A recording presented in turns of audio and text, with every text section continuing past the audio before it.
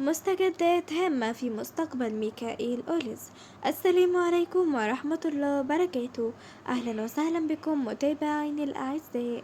قبل ما نبدأ ما تنسوش تصلوا على النبي عليه أفضل الصلاة والسلام، ويلا بينا نبدأ الفيديو. بات المهاجم ميكائيل أوليز محل اهتمام كبار أندية الدوري الإنجليزي الممتاز وأندية أوروبية أخرى بسبب ما يقدمه من مستويات راقية رفقة ناديه كريستال بالاس.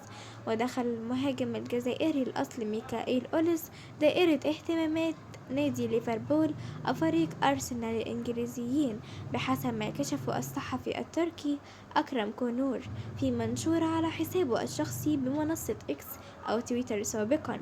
وأكد الصحفي التركي أكرم كونور المتخصص في انتقالات اللاعبين أن نادي ليفربول مواطن رفيق آه أن نادي ليفربول ومواطنو فريق أرسنال فتحا قنوات المفاوضات مع إدارة نادي كريستال بالاس للتعاقد مع أوليز.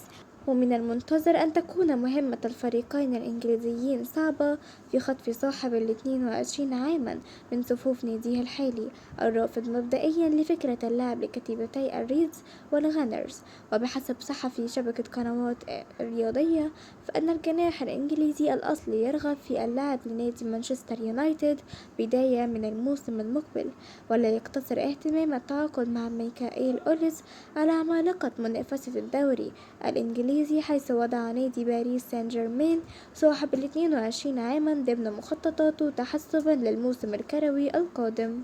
وكشف موقع أن نادي العاصمة الفرنسية باريس يراقب وضعية نجم نادي كريستال بالاس ويترقب الفرصة من أجل الظفر بخدماته تعويضا لرحيل نجمه كيليان مبابي الصيف المقبل. شاركوني رأيكم في الكومنتات والسلام عليكم.